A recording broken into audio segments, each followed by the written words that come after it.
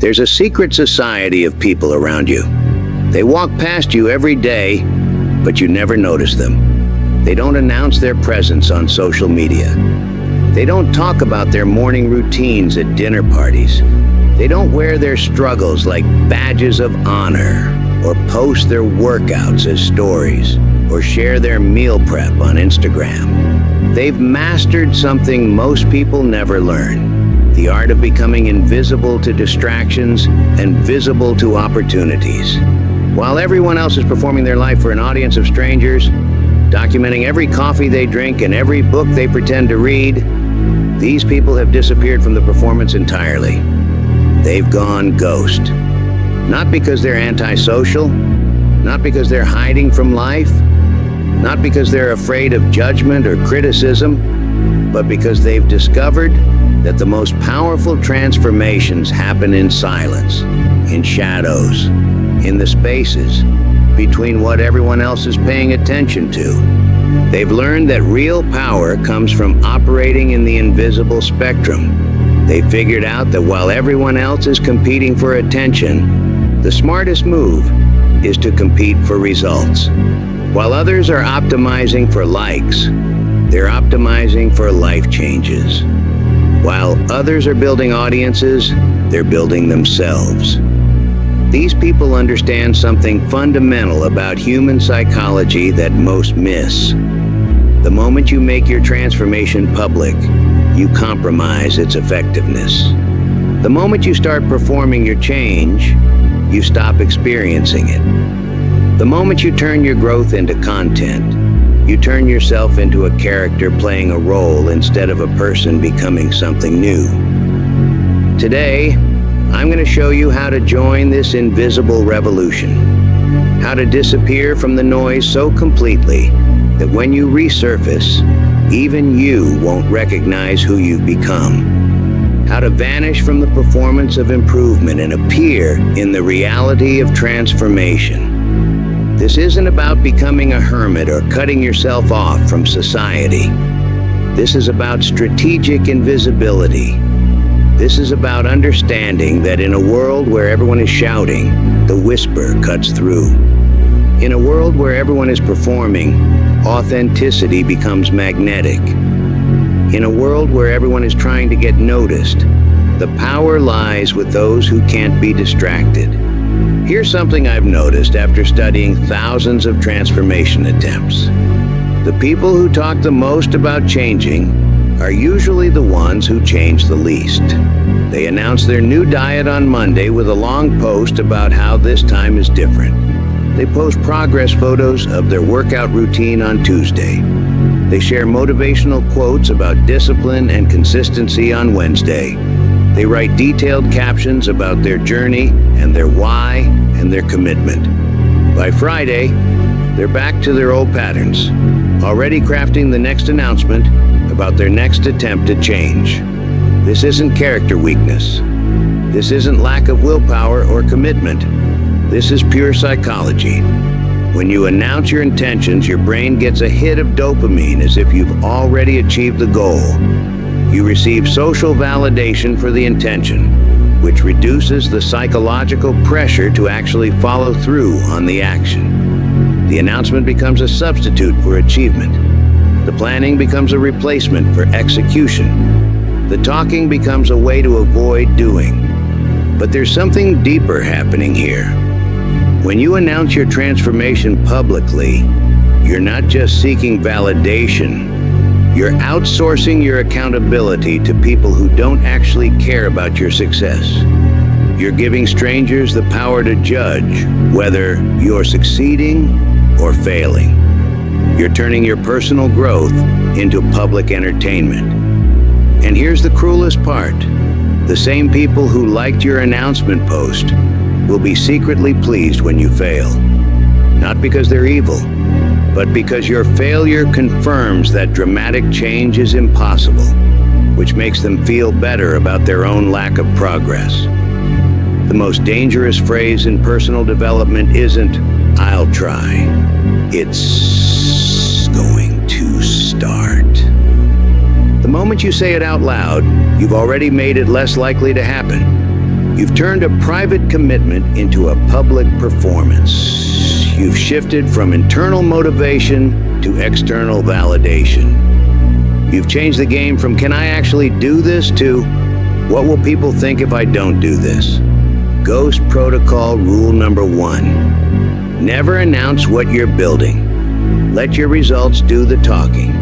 This doesn't mean you can't share your journey eventually, but you share after the transformation is complete, not during the process. You share the destination, not the GPS coordinates. You share the sculpture, not the chiseling. Think about it this way. When a butterfly is forming inside a cocoon, it doesn't send updates about the metamorphosis. It doesn't post about how hard it is to dissolve its caterpillar body. It doesn't ask for encouragement or advice. It just transforms in silence. And when it emerges, the world sees something completely new. Your transformation deserves the same protection. Your growth deserves the same privacy. Your becoming deserves the same sacred space.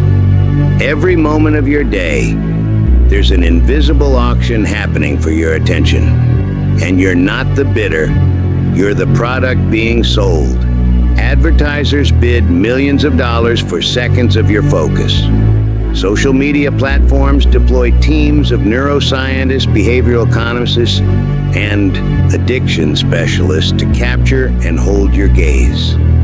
Entertainment companies use algorithms more sophisticated than those NASA uses to land rovers on Mars. News organizations craft headlines designed to trigger your amygdala, your fear center, your outrage response, all to capture and monetize your focus, all to turn your attention into their profit. You think you're choosing what to pay attention to. You think you're deciding what to look at, what to think about, what to care about. You're not. You're being farmed. Your attention is the crop, and you're both the farmer and the product. Every notification is a bid for your mental real estate. Every red dot is an auction for your focus. Every breaking news alert is someone trying to purchase your peace of mind. Every "you have memories to look back on" prompt is an attempt to sell your present moment to your past. And here's what's really happening. While you're giving your attention away for free, other people are using theirs to build empires. While you're scrolling through other people's highlight reels, they're creating content that will capture other people's attention. While you're consuming other people's thoughts, they're developing their own thinking. While you're being entertained by other people's creativity, they're building skills that will make them irreplaceable. While you're worried about other people's opinions of your life, they're too busy building their lives to have opinions about yours. The people who've gone ghost have stopped participating in this auction entirely. They've taken their attention off the market. They've made it unavailable for purchase. They've realized that in an attention economy, the person who can focus wins everything, and the person who can't focus loses everything. This isn't about deleting apps or going on digital detoxes or taking social media breaks. Those are temporary solutions to a permanent problem. This is about recognizing that your attention is your most valuable resource. More valuable than your time, more valuable than your money, more valuable than your energy. And most people are giving it away for free to the highest bidder. Your attention determines what you think about. What you think about determines how you feel. How you feel determines what you do. What you do determines what you become. Control your attention, and you control your entire life trajectory. Lose control of your attention, and you lose control of everything else.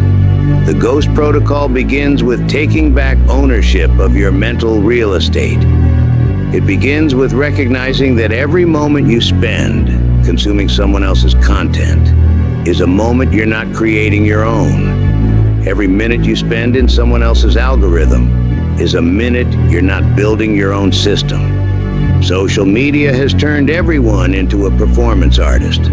But here's what's really happening behind the scenes. You're comparing your behind the scenes to everyone else's highlight reel. You're comparing your struggles to their victories. You're comparing your doubts to their confidence. You're comparing your process to their results. You see their vacation photos, not their credit card debt. You see their promotion announcement, not their anxiety attacks. You see their perfect relationship post, not their late-night arguments. You see their fitness transformation photos, not their previous 47 failed attempts. You see their business success stories, not their years of grinding in obscurity. You see their confident selfies, not their insecurities.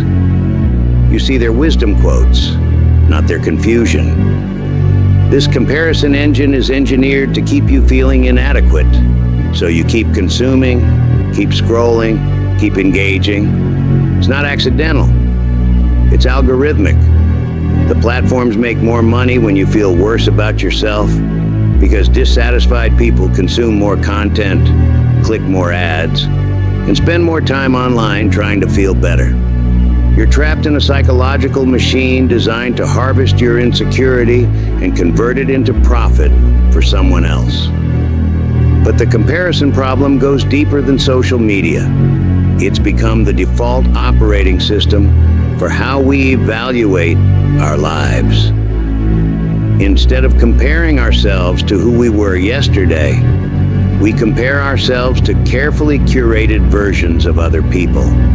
Instead of measuring our progress against our own goals, we measure it against other people's highlight reels. This creates a fundamental psychological problem. You're trying to win a game where the rules change every time you open an app. You're trying to measure your success using metrics that were designed to make you feel unsuccessful.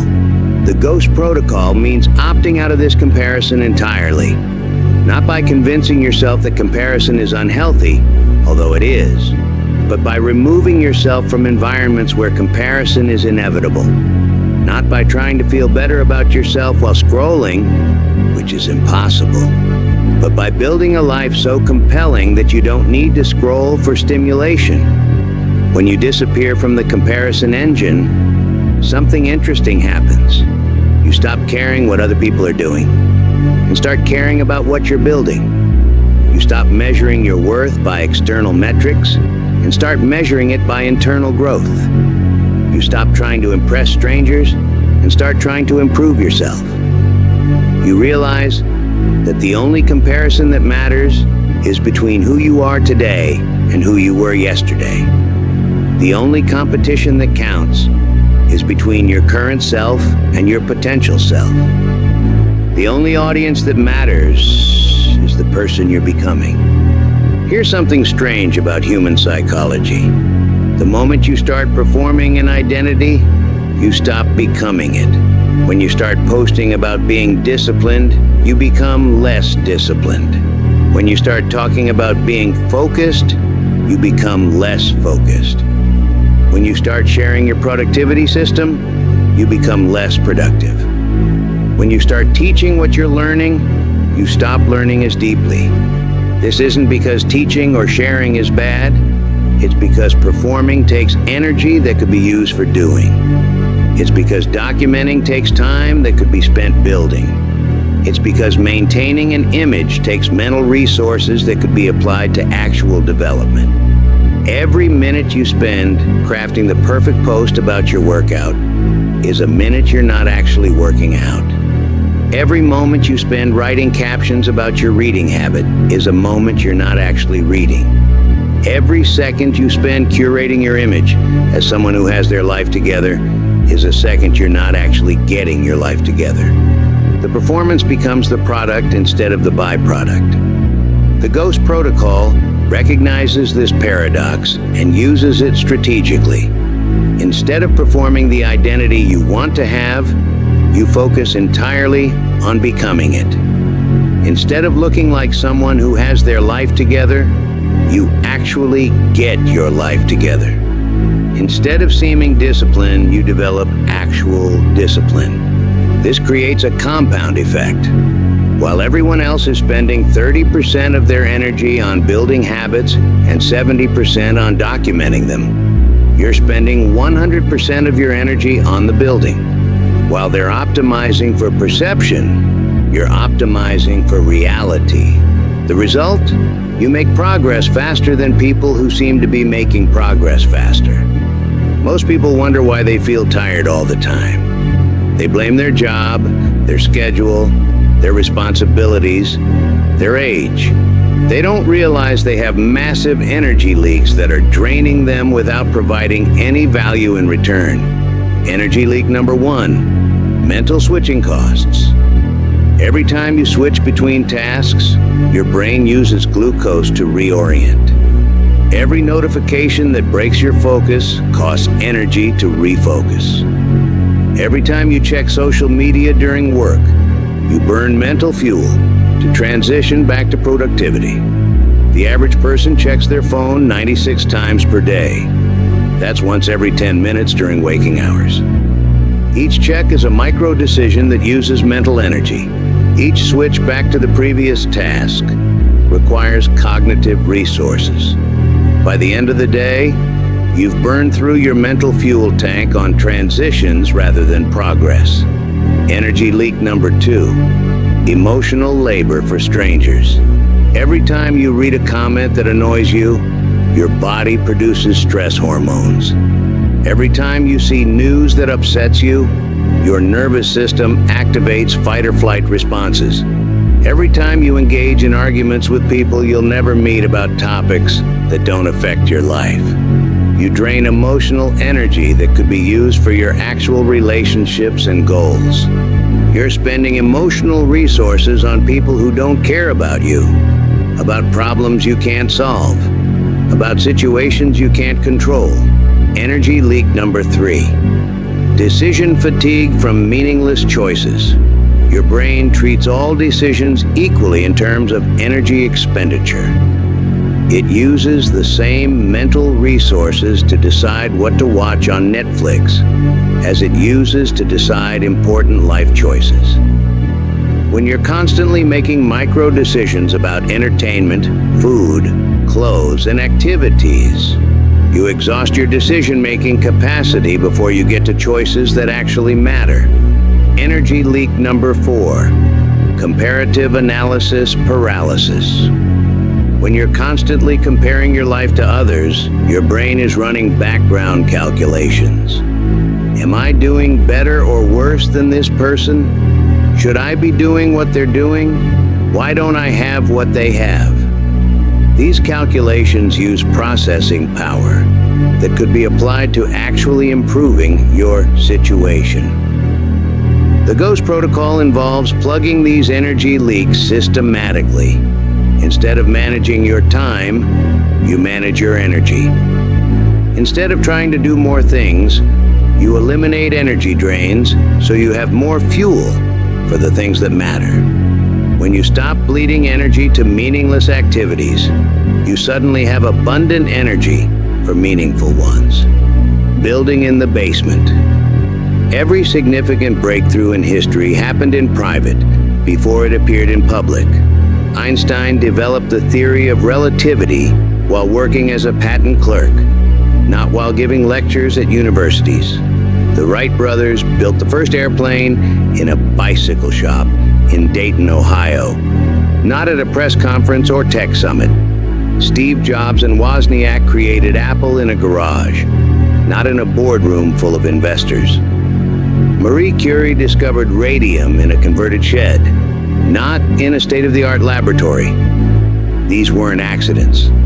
Private development is more effective than public development because it's free from external pressure, free from premature judgment, free from the need to explain or justify your process to people who don't understand it. Your transformation needs a basement, a place where you can experiment, fail, iterate, and rebuild without an audience judging every attempt. A space where you can be terrible at something new without having to defend your right to be terrible. This basement isn't just physical space, Although having a physical space helps, it's psychological space. It's the mental environment where you're free to try things that might not work, to explore ideas that might be wrong, to practice skills you might be bad at. Most people skip the basement phase entirely. They want to go straight from idea to public success. They want to monetize their transformation before they've actually transformed. They want to teach what they're still learning. They want to be recognized as experts before they've developed expertise. This creates several problems. Problem 1. Premature exposure kills experimentation. When you're doing something in public, you feel pressure to succeed at it immediately. You can't afford to look incompetent or confused. This pressure prevents you from taking the risks necessary for breakthrough learning. Problem 2. External feedback interferes with internal development. When you're getting constant input from others about what you should do, how you should do it, and whether you're doing it right, you lose touch with your own intuition and judgment. You become dependent on external validation instead of developing internal standards. Problem 3. Performance requirements drain development resources. When you have to look good while getting good, you're splitting your energy between building skills and maintaining image. This slows down the actual skill development process. The Ghost Protocol demands patience with the basement phase. This is where the real work happens. This is where you build the foundation that will support everything else you want to create.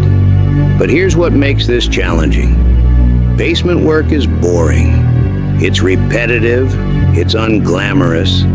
It doesn't generate likes or comments or shares. It doesn't make for good stories. It doesn't feed your ego or impress your peers. Basement work is doing the same basic exercise over and over until your body learns the movement pattern. Basement work is reading the same concept multiple times until you actually understand it instead of just recognizing it. Basement work is practicing the same skill in private until you can do it competently in public. Basement work is choosing accuracy over speed, understanding over information, depth over breadth, quality over quantity. Most people can't handle basement work because it doesn't provide immediate gratification. It doesn't generate external validation. It doesn't feel like progress because progress in the basement is invisible until it reaches a tipping point. But here's what separates the people who actually transform from the people who just talk about transforming. The ability to find satisfaction in basement work. The ability to measure progress by internal standards rather than external metrics. The ability to stay committed to development even when no one is watching, even when no one cares, even when no one knows. Scientists don't just do experiments. They meticulously document experiments. They record hypotheses, methods, variables, results, and conclusions. They treat failure as data, not defeat. They approach their work with systematic curiosity rather than emotional attachment to specific outcomes. Your transformation is an experiment. You are both the scientist and the subject. You are testing hypotheses about what works for your specific situation, your specific psychology, your specific goals. But most people approach change like gamblers, not scientists. They try something for a few days, and if they don't see immediate results, they abandon it and try something else. They never give any approach enough time to generate meaningful data. They never document what they tried, how they tried it, or why it didn't work. This creates a cycle of perpetual starting over. They keep trying new approaches without learning from previous attempts. They repeat the same mistakes because they haven't documented what led to those mistakes. They abandon strategies that might have worked with minor adjustments because they didn't track what aspects were effective. The Ghost Protocol involves treating your life like a laboratory. Every habit is a hypothesis. Every routine is a test. Every setback is information. Every success is data about what works under what conditions. This means tracking things others don't track. Not just outcomes, but processes. Not just what happened, but why it happened. Not just success and failure, but the conditions that led to each. For example, instead of just tracking whether you worked out, you track what time you worked out, how much sleep you got the night before, what you ate before the workout, how you felt emotionally before starting, what type of workout you did, how challenging it felt, how you felt afterward, what you did immediately after, how it affected the rest of your day. This level of documentation reveals patterns that are invisible when you're just tracking basic outcomes. You might discover that you work out more consistently when you do it first thing in the morning. You might find that certain foods make your workouts feel harder. You might realize that your workout performance correlates with your sleep quality more than your motivation level. These insights allow you to optimize your approach based on actual data rather than generic advice or wishful thinking. But the experiment log serves another crucial function.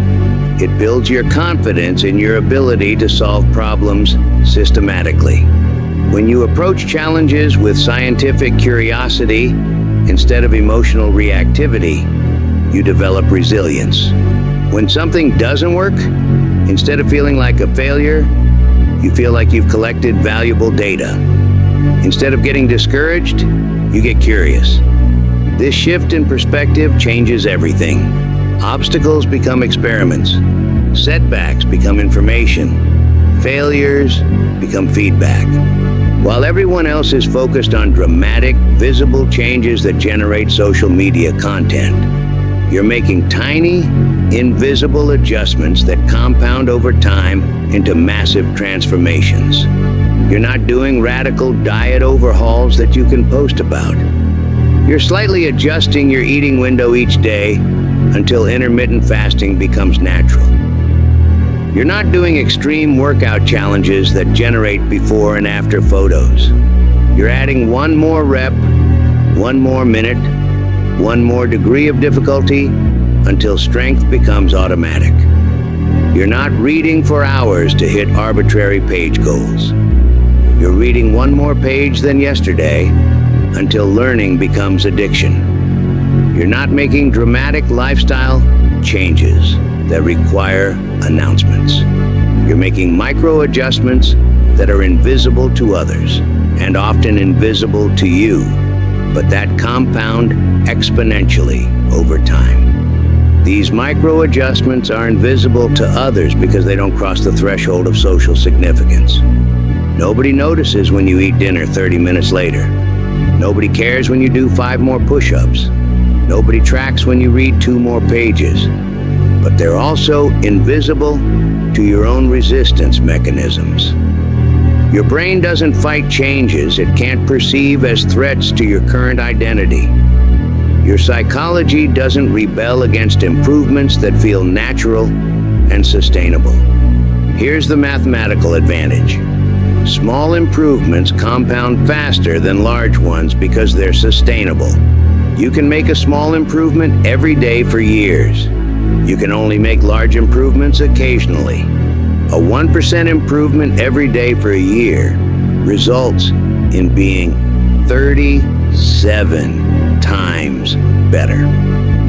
But a 50% improvement once a month for a year results in being only about 130 times better. And that's assuming you can actually maintain 50% monthly improvements, which is nearly impossible. But there's a psychological advantage that's even more powerful. Compound invisibility builds genuine confidence rather than performance confidence. When you make dramatic changes, you feel good about the change. But you also feel pressure to maintain it. You become attached to the identity of being someone who made a dramatic change. Your your confidence becomes dependent on maintaining that change. When you make invisible changes, your confidence comes from the process rather than the result. You develop faith in your ability to improve gradually and consistently. You become someone who gets better quietly, rather than someone who changes dramatically and publicly. This process-based confidence is more stable and more transferable. It applies to any area of life, any skill, any challenge. It's confidence in your ability to solve problems systematically, rather than confidence in any specific solution. While others are consuming content about skills, watching YouTube tutorials, reading blog posts, taking online courses, you're actually acquiring skills in private, away from the noise and opinions of people who aren't doing the work. The difference is crucial. Consuming content about a skill feels productive. It gives you the illusion of progress. You learn terminology. You understand concepts. You can talk intelligently about the skill. But consuming content about a skill is not the same as developing the skill. Real skill acquisition is messy, frustrating, and humbling. It involves making mistakes that feel stupid. It involves looking incompetent while you figure out the basics. It involves feeling confused about things that seem simple in theory. It involves pushing through periods where you seem to be getting worse instead of better. This is why most people quit during the skill acquisition phase. They expect linear progress. They think that if they understand something intellectually, they should be able to do it practically. They think that if they've consumed content about a skill, they should be able to execute it effectively. But skill development follows a different curve than content consumption. Content consumption is linear. You watch a video, you understand more. Skill acquisition is exponential. It looks like nothing is happening for a long time. Then suddenly, everything accelerates. The Ghost Protocol means being comfortable with this messy middle phase. It means working on skills when you're bad at them, before you have anything impressive to show for it, before anyone would be impressed by your efforts.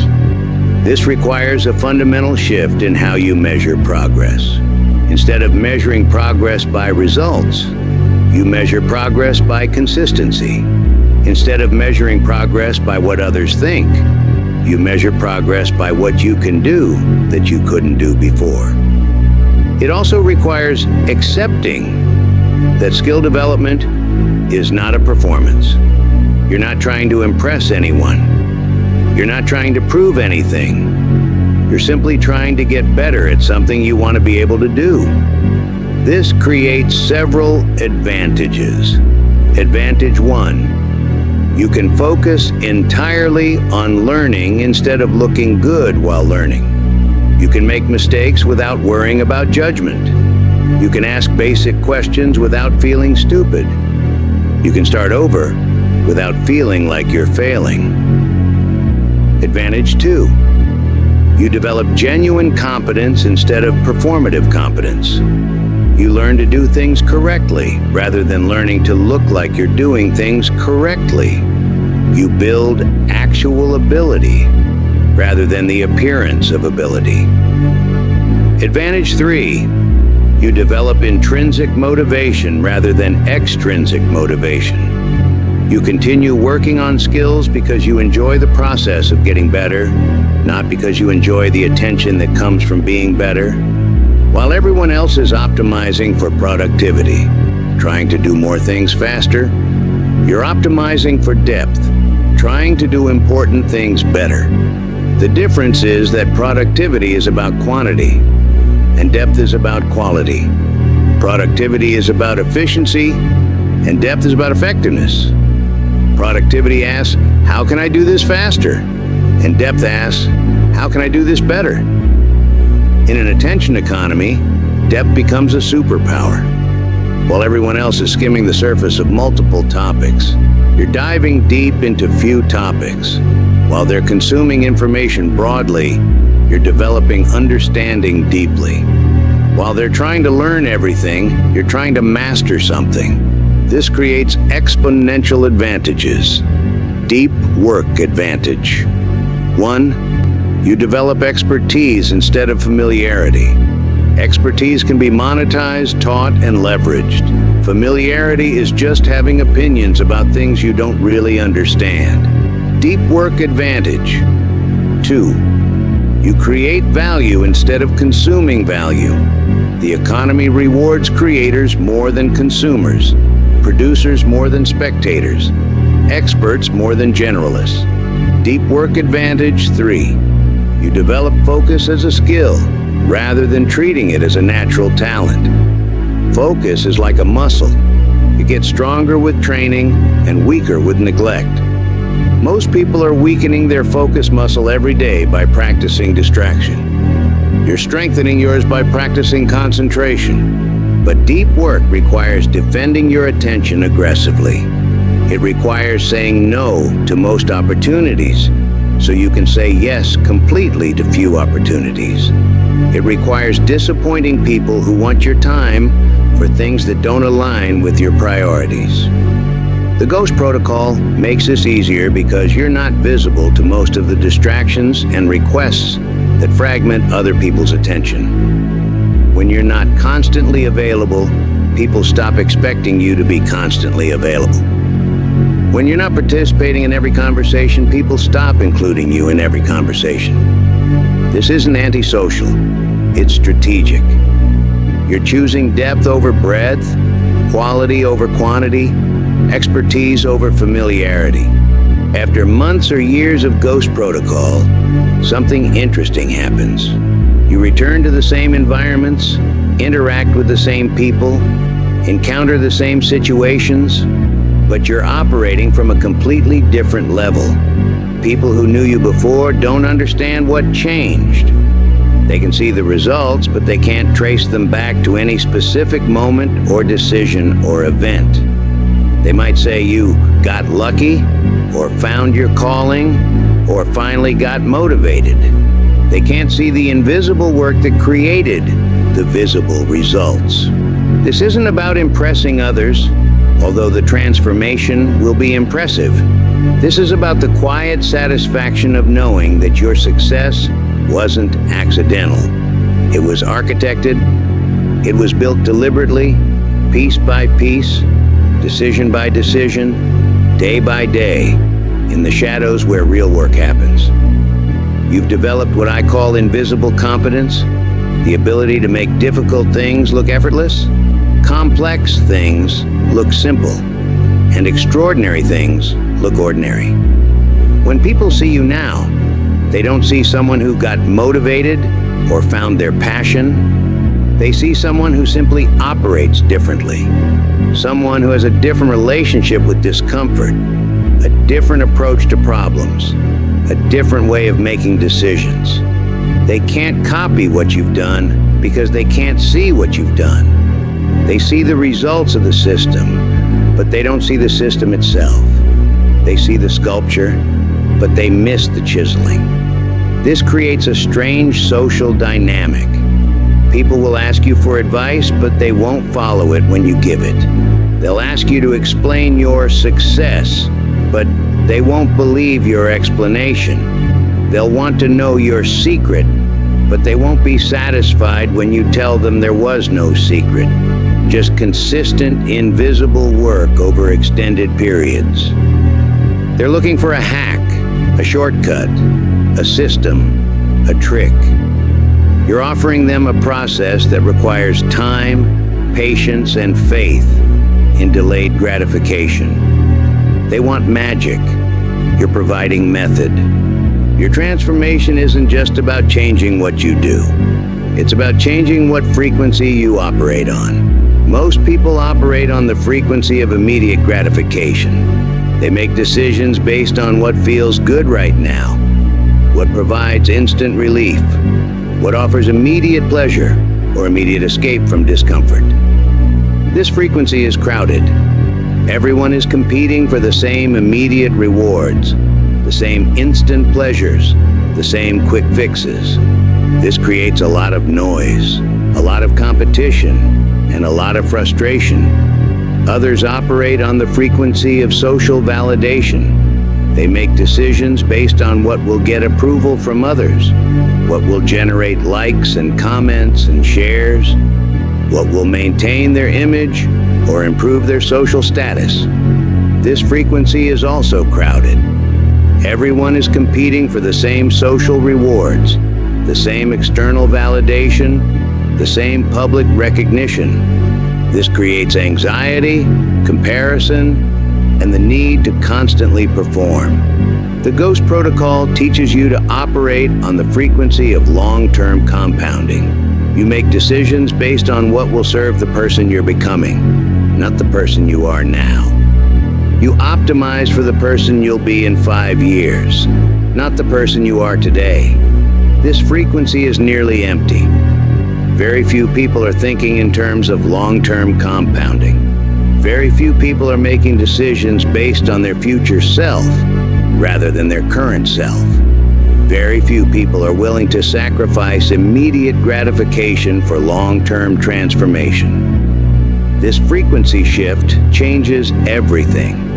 The same opportunities that others miss become obvious to you because you're looking further into the future. The same information that others ignore becomes actionable for you because you understand its compound potential. The same circumstances that others find overwhelming become manageable for you because you're not trying to solve everything immediately. The same challenges that others avoid become appealing to you because you understand that difficulty today creates capability tomorrow. You start seeing connections that others miss, recognizing patterns that others ignore, and identifying leverage points that others overlook. Not because you're smarter, but because you're operating on a different time horizon. Coming out of Ghost Protocol doesn't mean returning to the attention auction. It doesn't mean going back to posting about every workout, sharing every insight, or announcing every project. It means being strategically selective about when and where you become visible. It means understanding that attention is currency, and you should spend it intentionally rather than unconsciously. You appear when you have something valuable to contribute, not when you need something from others. You share results, not processes. You demonstrate value, not potential.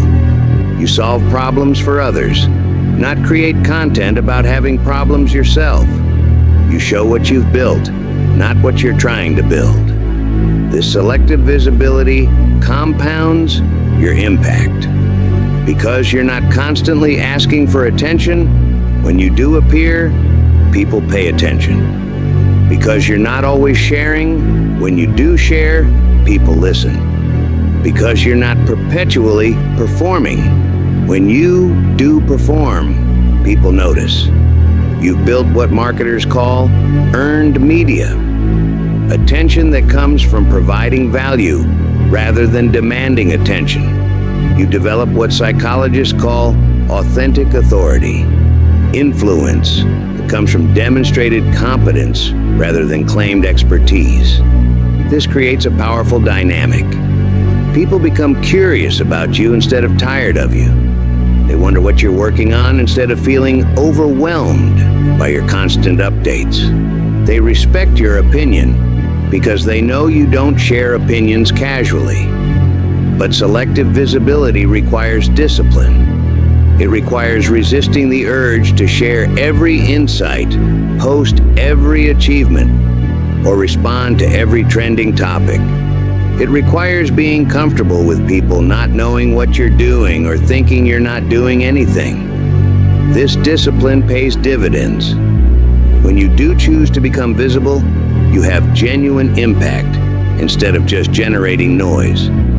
Your transformation doesn't end with you. Done correctly, it creates ripples that affect everyone around you. Your family, your friends, your colleagues, your community. But these ripples aren't created through preaching or teaching or trying to convince others to follow your path. They're created through modeling what's possible. When people see someone they know make a dramatic transformation, not through luck or circumstances, but through systematic effort over time, it expands their sense of what's possible for themselves. Not because you told them it was possible, but because you proved it was possible. This is how real change spreads through communities, not through viral content or motivational speeches, but through quiet demonstrations of what human potential actually looks like when it's systematically developed. Your transformation gives others permission to transform themselves. Your discipline gives others permission to be disciplined. Your focus gives others permission to focus. Your commitment to growth gives others permission to grow. But this only works if your transformation is genuine rather than performative. People can sense the difference between someone who has actually changed and someone who is performing change. They can feel the difference between authentic growth and manufactured inspiration. When your transformation is real, people are inspired by your example without feeling pressured by your advice. When your transformation is performed, people feel judged by your success and annoyed by your suggestions. The Ghost Protocol ensures that your transformation is genuine because it removes the performance incentive. You're not changing to impress others or build a personal brand or generate content. You're changing because you want to become someone different. This authenticity is what creates real influence. Not influence over what people think or say, but influence over what they believe is possible for themselves. Eventually, Ghost Protocol transitions into something I call integrated visibility. This is where you've completed your underground transformation and you're ready to operate in the world from your new level of capability. But integrated visibility is different from your pre-Ghost Protocol visibility.